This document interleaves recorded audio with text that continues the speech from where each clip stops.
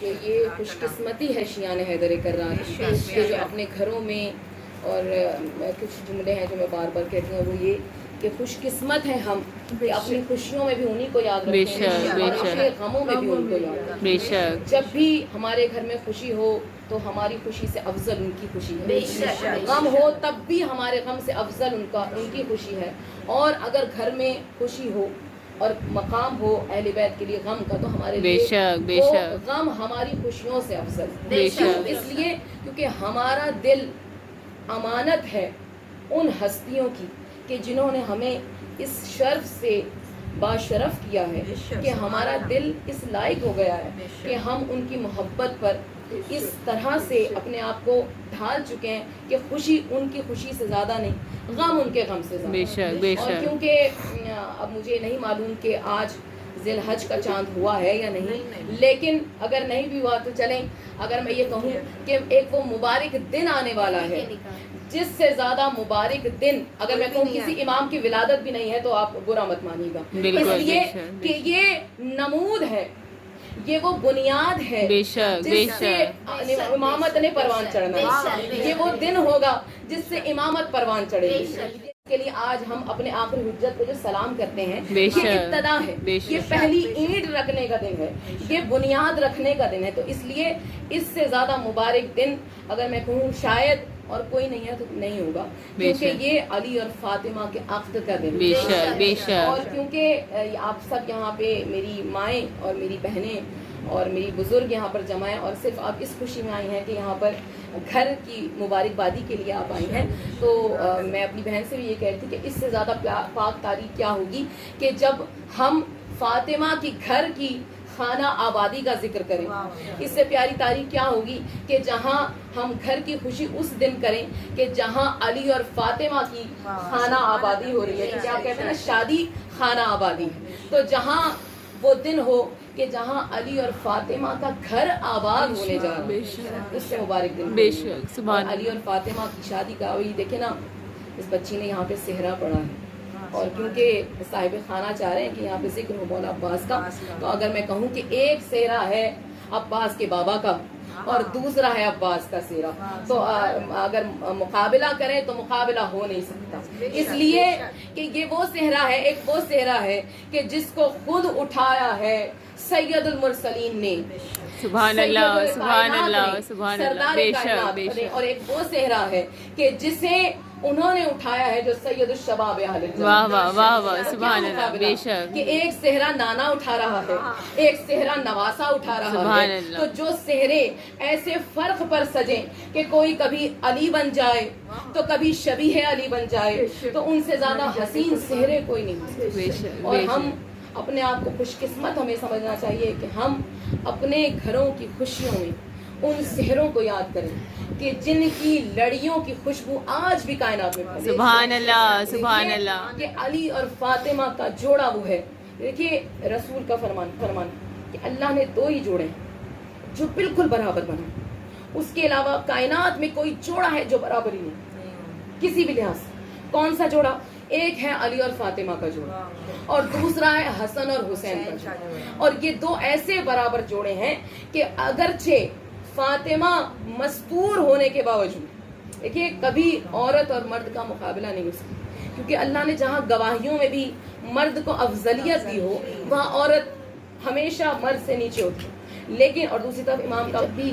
اپنی بچیوں کی اور بچوں کی شادی کرو تو بچیوں کی شادی اپنے گھروں سے بہتر گھروں میں کرو، یعنی اپنے سے اونچے گھروں میں کرنے کی کوشش کرو، اور جو بہویں لاؤ وہ اپنے سے کمزور گھرانے سے لے کر آؤ۔ اس لیے یہ میں معاشی طور پہ نہیں کہہ رہی، فائنینشلی طور پہ نہیں کہہ رہی، اس لحاظ سے کہہ رہی ہوں تاکہ جوڑا برابر،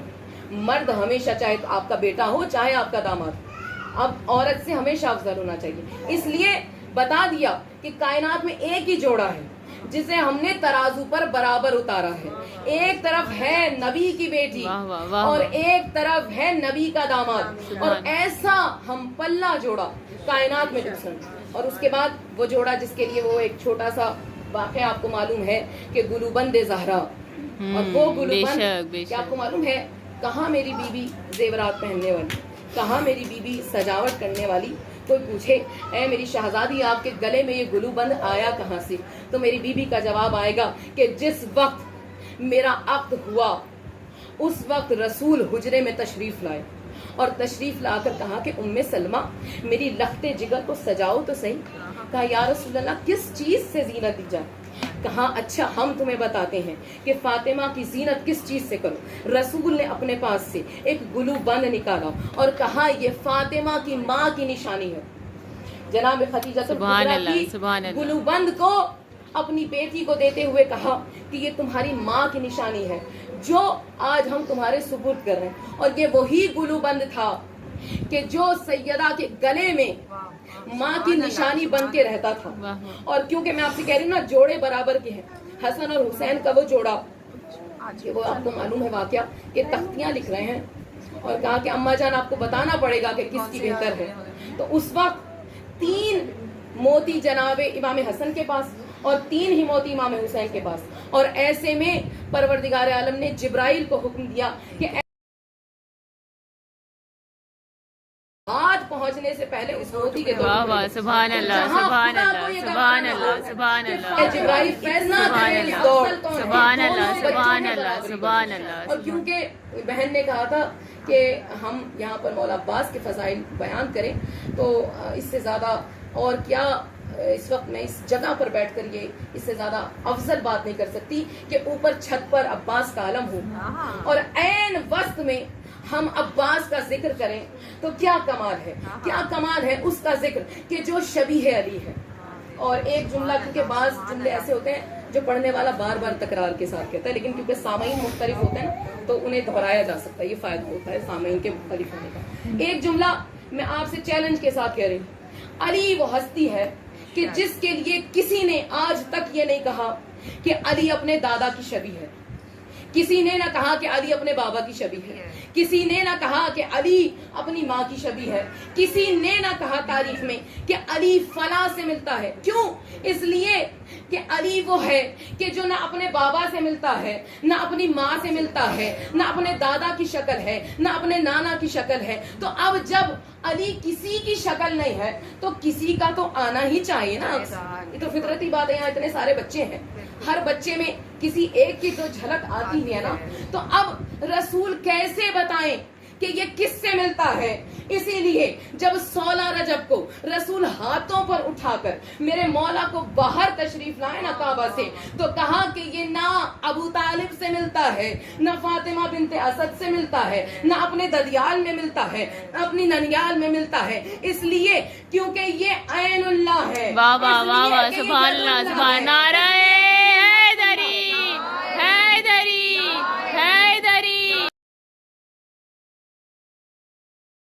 بے شک محمد والے محمد یہ عز اللہ ہے، یہ نفس اللہ ہے، یہ جنب اللہ ہے، یہ ید اللہ ہے، یہ وجہ اللہ ہے، یہ کل کا کل عکس ہے اس کا کہ جس کا کوئی عکس نہیں، بے شک جس کی کوئی شبیہ نہیں اس کی شبیہ ہے. پروردگار عالم نے بنا کر علی کو بھیجا. تو کیونکہ علی کو اللہ نے عین اللہ، نفس اللہ، وجہ اللہ، ید اللہ، اذن اللہ بنا کر بھیجا. تو اب تاریخ میں کوئی نہیں جو یہ دعویٰ کرے کہ مجھ جیسا علی، کیونکہ علی اپنی ذات میں، صرف اپنی ذات میں نہیں، اپنے چہرے میں بھی یکتا، اپنی چال ڈھال میں بھی یکتا، اپنے ہاتھ چلانے میں بھی یکتا، ہر انداز میں میرا مولا یکتا ہے. تو مجھے کہنے دیجئے میرے مولا عباس کے فضائل میں یہی جملہ بہت ہے کہ جو کسی کی شبیہ نہیں، جو کائنات میں بالکل یونیک ہے، جس کا کوئی ثانی نہیں، جو کسی کے جیسا نہیں، اللہ نے عباس کو اس کی شبیہ بنا کر اتارا ہے اور اس طرح بنایا ہے کہ کہا یا علی ہم جب تمہارے بیٹے کو تمہاری شبیہ بنا کر اتاریں گے نا، کیونکہ تم نے فرمائش کی ہے.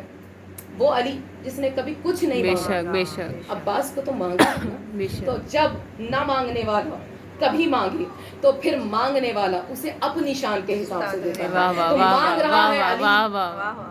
دینے والا ہے خود پروردگار عالم. تو کہا علی دیں گے تو تمہاری شبیہ، مگر اسے کچھ اور نوک پلک کے ساتھ حسین بنا کر اتاریں گے. اس لیے کیونکہ فرق کیا ہے عباس میں اور علی میں؟ صرف اتنا سا کہ جب نقاب ڈال کر میرا مولا چلتا ہے تو جب اپنے گھوڑے پر سوار ہو جائے، کیونکہ آپ کو معلوم ہے نا، تھوڑا سا آپ کو تاریخ کا بھی پتا ہے کہ علی وہ میرا مولا ہے، کیا کمال ہے میرے مولا کا، کہ جو ایک میانہ سواری پر ہمیشہ سوار، کہ جسے خچر کہتے ہیں، نہ جو گھوڑوں میں ہے نہ گدھوں میں. اور کسی نے پوچھا یا علی آپ کیوں نہیں تیز سواری یوز کرتے، استعمال کرتے؟ تو کہا اس لیے کیونکہ نہ مجھے جنگ میں جانے کی جلدی ہے، نہ جنگ سے واپس دوڑنے کی جلدی ہے، اس لیے میں میانہ سواری استعمال کرتا ہوں تاکہ جب میں آؤں تو اب مجھے، اگر میں یہاں پر ایک معرفت کا جملہ کہہ دوں کہ جس کی فقط چال سے دشمن کے دل پر دھاگ بیٹھ جائے تو پھر میرے مولا کو تلوار نکالنے کی ضرورت نہیں ہے. اور یہ بات آپ ذہن نشین کر لیجئے کہ اگر آپ یہ سمجھیں کہ میرے مولا نے لاکھوں کو قتل کیا، ایسا نہیں، مگر جن کو قتل کیا ہے وہ لاکھوں پر بھاری تھے جن کو میرے مولا نے قتل کیا. تو اب کیونکہ